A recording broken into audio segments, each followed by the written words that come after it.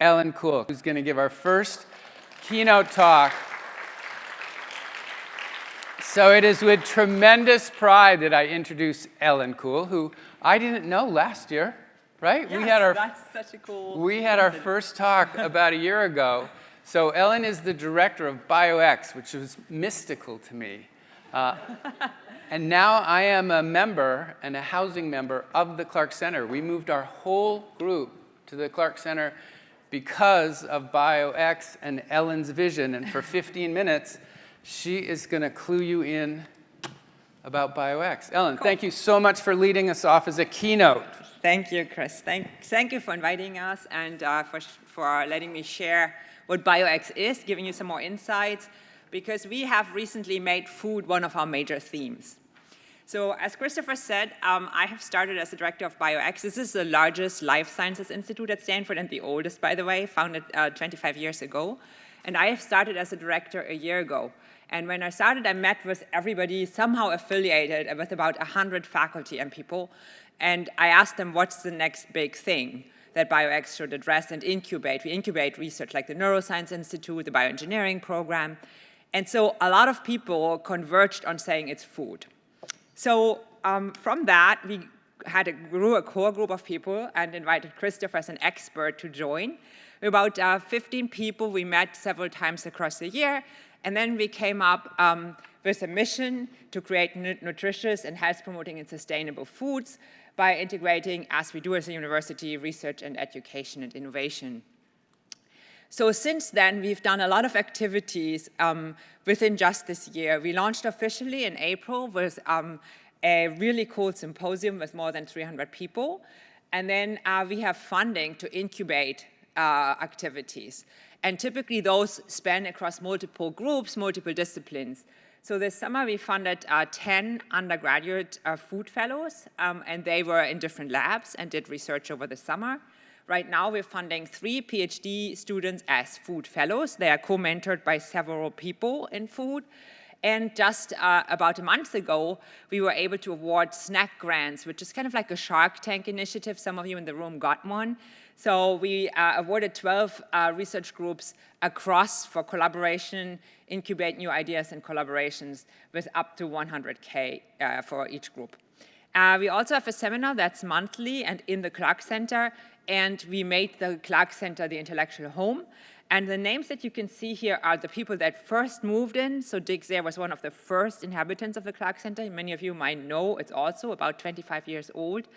And then Alfred Sporman and all the people in the middle just moved in recently. Vayu Hilmahini is here. He just is one of our last people we moved, and myself and Christopher, just within this last year. And we're working also on Justin Sonnenberg and Casey Wang to move so that we have a core hub. So this is our team.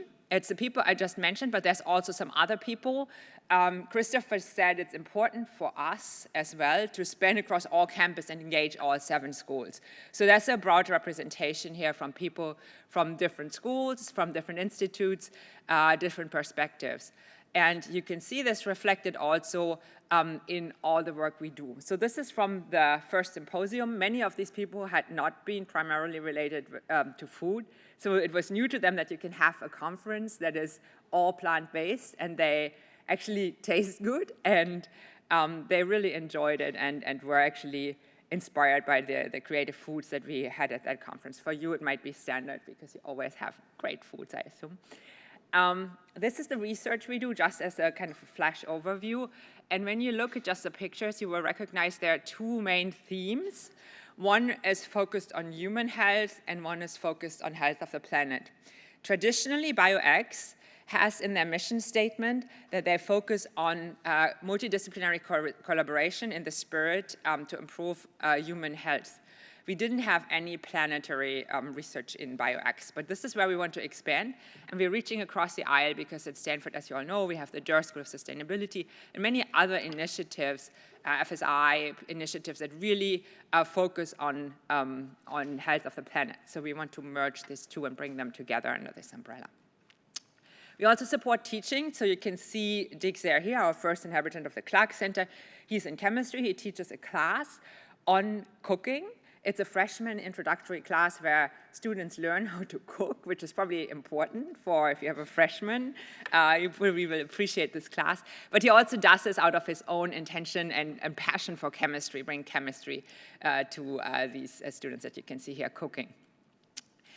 This is here because it was one of the first events that spans across several groups. So this is Vayu Hilmahini's group. He's right here, together with Justin Sonneberg, who's unfortunately traveling today. Otherwise, I'm sure he would have been here, and Andrew Main. And this was a first fermentation workshop. You can see a lot of fermented foods and a lot of smiling faces. So people apparently like this a lot. And then this is the other end of the spectrum of classes. This is a class that Markus Govert, he's the chair of bioengineering, is teaching. And this is for the love of food. And it ends on a very high note with a chocolate tasting class. And that module Markus has outsourced, and he teaches it just as a separate module. And I've been actually lucky enough to be part of one of these chocolate tasting. It's really pretty inspiring and fascinating, paired with the science behind chocolate. These are an overview of all the classes we teach. You can see, again, this duality of human health and health of the planet.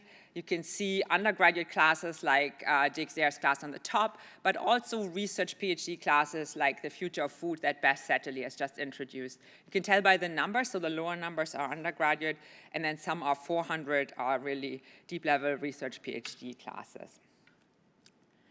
I wanted to also take this time to share a little bit what we are doing in our lab and in the Clark Center, just to reach out to you if someone is interested in collaborating. So Vayu is our close collaborator. He's here. Skylar St. Pierre is a PhD student in our lab, very senior. He can also help answer questions. So in this project that I'm featuring in the last 3 minutes, we actually work on fungi together with Vayu, and we characterize the morphology of fungi. We characterize the rheology, so that's the physics, the mechanics of fungi meat, and we taste it. And our idea is, can we replace tasting panels for food by just understanding the first two things? So how do they look and how do they behave mechanically? And then we want to build a generative AI model that can help us improve and formulate new recipes and formulations. So this is our team for that. You can see Vayu, Mark Levinson in engineering, myself at the top. There's also a bunch of postdocs. So the postdoc in the middle, Vahid, is the postdoc who has generated an AI that can actually create recipes just based on scraping the internet and from large language prompts, large language models prompted. And then there's a bunch of postdocs just working on the physics of it. In the second row, you see a lot of PhD students working on testing and surveying people about foods. And then the last four is very cool. There's been undergraduates working with Skylar very relentlessly throughout the summer, testing and designing studies. And they are just so energized. It was really cool to work with them as well. Here's a little bit of a picture of what we're trying to do. When working with Vayu, our attempt is to grow mycelium, so that's the root of mushroom, harvest the biomass, and then turn it into edible product, mycelium steak. So we have mechanically tested, available mycelium steaks that you can buy in the supermarket. There's actually only 2 brands that you can buy off the shelf right now. And we did this for comparison. And there's a device that we use in our lab to test. And then there are a lot of quantitative measures. If you're into physics, we measure things like stiffness, fibrousness, anisotropy, moisture, and all those kind of physics-related things. And we relate them to taste. Here's a picture of what it looks like in real life. So this is one of these mycelium steaks, and this is our machine. We can mount the sample, we can test it in tension, compression, shearing, and then measure the forces and the water that comes out of it. And this is one of the results. So for example, we can say this is how stiff the material is, and we can compare it against other foods. So with the little cow, you can see these are animal products, and with the leaf, these are plant-based products, and then in brown, you can see where the mycelium steak ranks compared to all these other products that we have tested. And then we also tasted it. So you can see here, that was exciting for us, that people in the last row perceive this fungi-based steak as more fibrous, more moist, and more meat-like, and sometimes even an animal product. And these are the 2 features that people really look for in a steak. And so we think if you can emulate these with plant or fungi-based products, that would be a great first step to making them more accepted. And so again, they rank even higher than some of the animal products themselves. So that was kind of an interesting finding.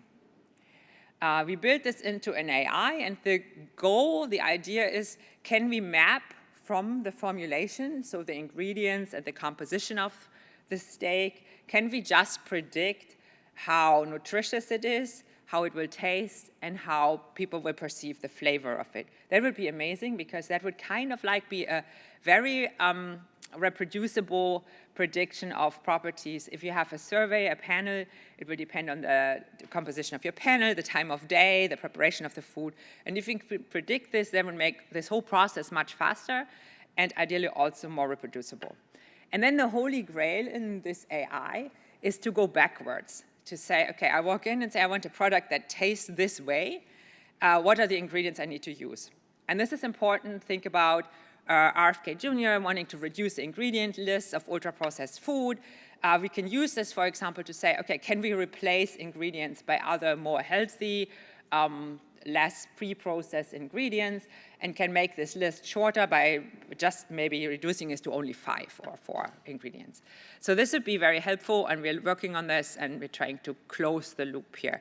It requires a lot of data, so that's why we have a lot of people in the Clark Center actually working on data collection as well. Okay, and this is kind of my last slide. This is a vision that we had. We worked with a team of undergraduates that is a capstone design class. So if you're at Stanford, you will know every undergraduate at Stanford has to take a capstone class. And in mechanical engineering, the students design devices. And this is a bunch of our undergraduates. And the device that we work with them to design is to design a tabletop bioreactor where they can grow their own biomass. And the idea would be to commercialize that product so that everybody in their kitchen, if they wanted to, can grow their own biomass from fungi. Just at home, harvest it fresh. And just like you would use ground meat to make a patty, you could harvest your own biomass to make a patty. So students are very excited. They're just doing this right now, this quarter and next. And I'm excited to report back what will come out of this. It's always a wild card, but our students are very entrepreneurial, very creative, and we have high hopes that something fun will come out of this. So with that, I'm at the end of the presentation. I would like to wish you all a great day, success, and like Christopher said, make use of the day, connect with everyone, talk to people next to you or at other tables. I think it's an amazing group, and we can all learn from each other. Thank you. Woo. Thanks very much. That's fabulous.